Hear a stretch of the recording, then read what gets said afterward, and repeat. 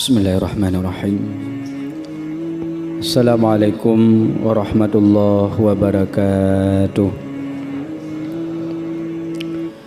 Alhamdulillah, salatu wassalamu ala rasulillah wa ala alihi wa sahbihi wa man tabi'ah. Alhamdulillah, puji syukur kita kehadirat Allah subhanahu wa ta'ala yang masih memberikan kita kesehatan, umur panjang, sehingga pada malam ini kita kembali dapat hadir ke rumah Allah untuk kita laksanakan salat Isya berjamaah, salat tarawih dan witir yang akan kita kerjakan sebentar lagi.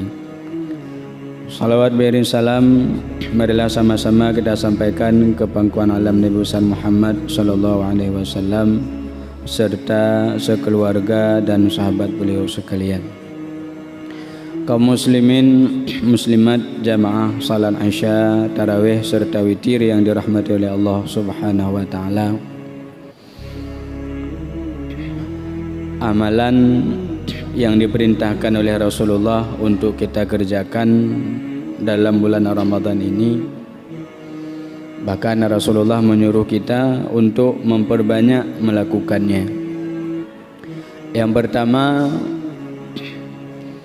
memperbanyak membaca kalimat la ilaha illallah. Karena kalimat tauhid la ilaha illallah itu kunci pembuka pintu syurga. Rasulullah mengatakan bulan Ramadan bulan dibukakan pintu surga, ditutup pintu neraka. Maka supaya pintu surga terbuka untuk kita, banyak-banyaklah membaca kalimat la ilaha illallah.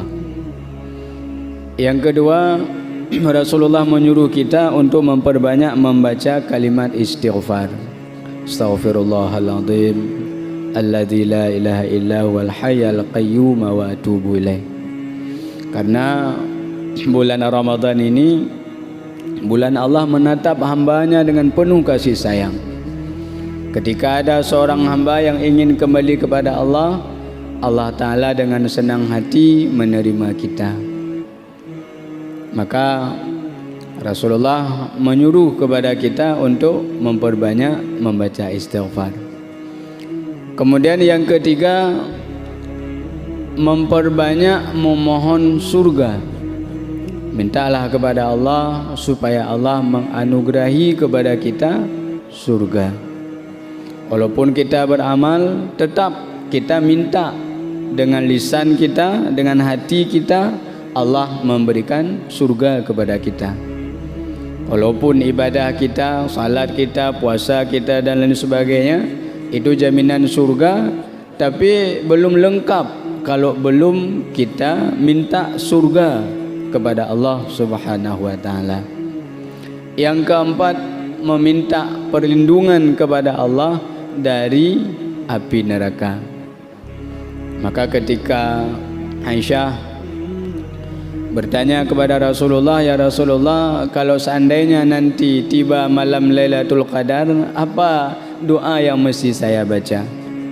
Lalu Nabi mengajarkan kepada istri beliau, wahai istriku Aisyah, bacalah doa dalam bulan Ramadan, khususnya malam Lailatul Qadar. Allahumma inni as'aluka ridhaka wal jannah wa a'udzu bika min sakhatika wan nar.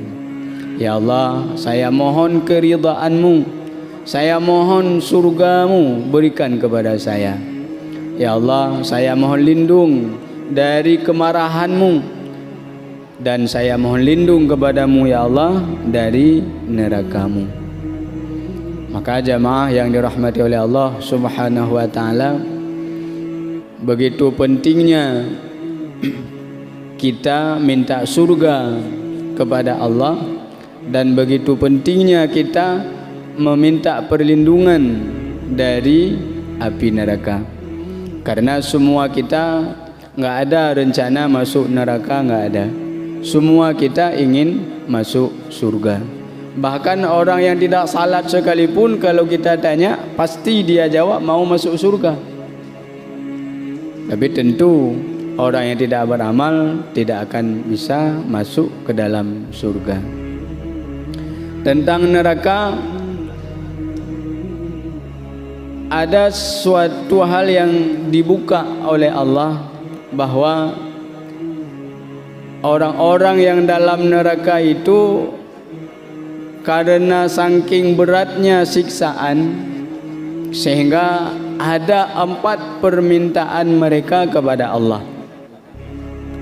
Yang pertama, mereka minta kepada Allah supaya dikeluarkan dari dalam neraka.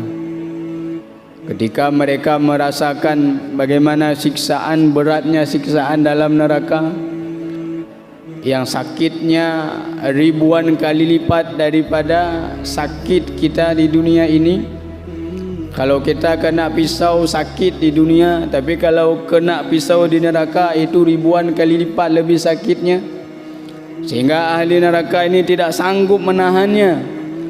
Mereka minta kepada Allah, Rabbana akhrijna minha, wahai Tuhan kami, keluarkan kami dari neraka. Tidak sanggup kami menahan, ya Allah, keluarkan kami dari neraka ini. Lalu apa jawab Allah? Qala khsa'u fiha wa la tukallimun, tetaplah kalian dalam neraka dan jangan ngomong-ngomong lagi dengan saya. Jadi Allah marah kepada penghuni neraka. Artinya, enggak usah kalian minta, kata Allah, enggak akan saya keluarkan. Jangan minta-minta lagi, kata Allah. Itu yang pertama. Kemudian ketika ahli neraka ini putus asa dari meminta kepada Allah, mereka memohon kepada malaikat yang sedang menjaga mereka supaya malaikat minta kepada Allah. Apa permintaan mereka? Mereka ingin supaya dimatikan di dalam neraka, bumati dalam neraka, beudip le. Apa kata ahli neraka? Wa nadau ya malik liyaqdi alaina rabbuka, wahai malaikat yang sedang menjaga kami, beritahukanlah, mintalah kepada Tuhanmu supaya kami dimatikan.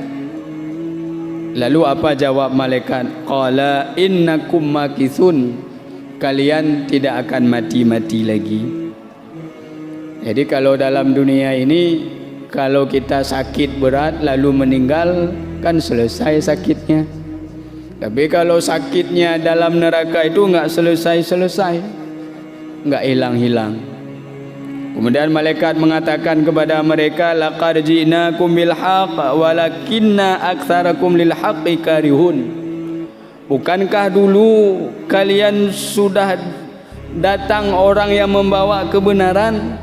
Ada orang yang mengatakan kepada kalian hukum-hukum agama, tapi kenapa kalian benci dengan kebenaran itu? Pada dalam dunia hanagala, agamayan hanagala, saleh-salehnya hanagala, yang galak bakai-bakai, mabuk-mabuk yang galak. Tapi yang saleh-saleh hanagala, kalau aku benci kalau orang sembahyang. Ada sebagian seperti itu. Maka nanti masuk dalam neraka, minta mati tidak akan mati-mati. Kemudian yang ketiga, ahli neraka minta kepada penjaga neraka supaya diliburkan siksaan sejenak. Apa permintaan mereka? Wa qala alladhina finnar li khazanati jahannam ud'u rabbakum yukhaffif 'anna yawman minal 'adzab. Orang-orang dalam neraka meminta kepada malaikat yang menjaga neraka jahanam, ud'u rabbakum, mintalah kepada Tuhanmu, tolong wahai malaikat, minta kepada Tuhanmu supaya diringankan kepada kami 1 hari saja, jangan diazab. Piu tiat, hai kemutun. Lalu apa kata malaikat? Bukankah kalian dulu sudah diutus rasul-rasul? Bukankah kalian dulu ada ulama-ulama di antara kalian? Kenapa kalian tidak mau mendengarnya? Maka kata malaikat, kami tidak mau minta. Kalau kalian mau minta, minta saja sendiri kepada Allah. Tentu permintaan kalian tidak akan dikabulkan oleh Allah, kata malaikat. Ahli neraka merasa kecewa, kemudian mereka datang mendekati ahli surga. Begitu sampai di dekat dengan surga, ahli neraka memanggil-manggil ahli surga. Wa nada ashabun nar ashabul jannah an afidhu alaina aw mimma razaqakumullah. Ahli neraka memanggil ahli surga, wahai ahli surga, berikan kepada kami sedikit air. Kami sangat haus, lapar dan dahaga. Berikan kami sedikit air. Permintaan ahli neraka kepada ahli surga. Au mimma razaqakumullah, atau makanan apa saja yang Allah berikan kepada kalian. Kalian enak-enak di dalam, bersantai, makan enak-enak, sedangkan kami dalam penderitaan. Lalu apa jawab ahli surga? Qalu innallaha harramahuma 'alal kafirin. Wahai penghuni neraka, Allah haramkan air, Allah haramkan makanan kepada kalian. Kami dilarang oleh Allah untuk memberikan sesuatu kepada kalian. Bahkan kadang-kadang sangat menyedihkan, ada sebahagian pasangan suami istri, istri masuk surga, suami masuk neraka, atau kebalikannya. Panggil istrinya atau panggil suaminya, wahai istriku, kasih sedikit air ke saya. Atau si istri panggil suaminya, atau ayah dengan anak, atau anak dengan ayah, atau teman yang semasa hidup sangat dekat dengan kita, tapi mereka tidak bisa memberikan kepada penghuni-penghuni neraka itu. Makanya ahli neraka itu luar biasa penderitaannya. Maka kenapa dalam bulan Ramadan Rasulullah menyuruh kepada kita untuk meminta perlindungan dari api neraka. Kemudian ada amalan yang disuruh oleh Rasulullah sebagai perisai dari api neraka. Yang pertama, puasa. Alhamdulillah kita selalu ada puasa. Maka kata Nabi, puasa itu as-sawmu junnatun. Puasa itu perisai yang menjaga seseorang itu dari api neraka. Maka kalau kita sudah berpuasa, mudah-mudahan sampai dengan selesai nanti kita tetap berpuasa, maka insya-Allah kita tidak akan tersentuh oleh api neraka. Kemudian yang kedua, memperbanyak membaca doa seperti tadi. Rabbana atina fid dunya hasanah wa fil akhirati hasanah, ada ujungnya wa qina adzabannar. Ya Allah, lindungi kami dari api neraka. Itu ayat Al-Qur'an yang sudah dijadikan sebagai doa. Dan banyak lagi ayat-ayat dalam Al-Quran yang menyuruh kita untuk berdoa. Kemudian yang ketiga, memperbanyak memberikan sedekah. Ittaqun nara walau bisyaqqi tamratin. Minta lindunglah kepada Allah dari api neraka walaupun hanya sebutir kurma. Maka dalam bulan puasa kita disuruh oleh Rasulullah untuk banyak-banyak memberikan sedekah. Sedekah itu tidak mesti uang, boleh makanan. Kalau orang jualan, lebihkan, niatkan sedekah. Kalau orang yang membeli, ya, jangan ambil kembalian. Kalau sedikit, menyululah kecil. Nah, itu cara kita mendapat pahala. Wate tatimang ungkut 3 kilo lebih ti on. Ada hana tak pegah terdekah cit. Mamnya tak pegah cit. Nyo 3 kilo ti on. 3 kilo don blo ti on terdekah lon. Menan. Atau ketika kita kembalikan, balik peng 2 rebe badanya. Enggak apa-apa, ambil aja untuk ibu. Betala ke kurang habis-habis dalam belum puasa. Padum taboh ikat rumpun. Warbe. Terbe mau tu je. Ya laki kurang lam. Jadi jangan lampuata berkhiatan. Suami harus berlapang-lapang dengan keluarganya. Pajuh mangat-mangat, itu anjuran dalam agama.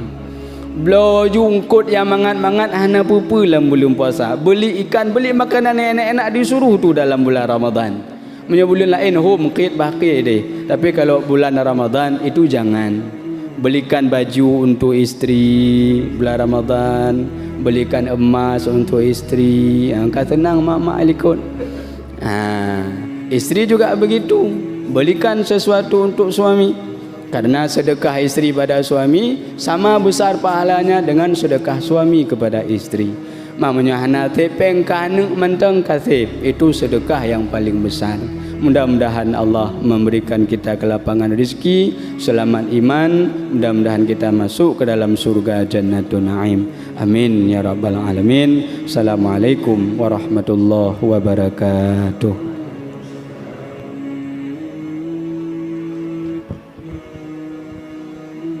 As-salatu at-tarawih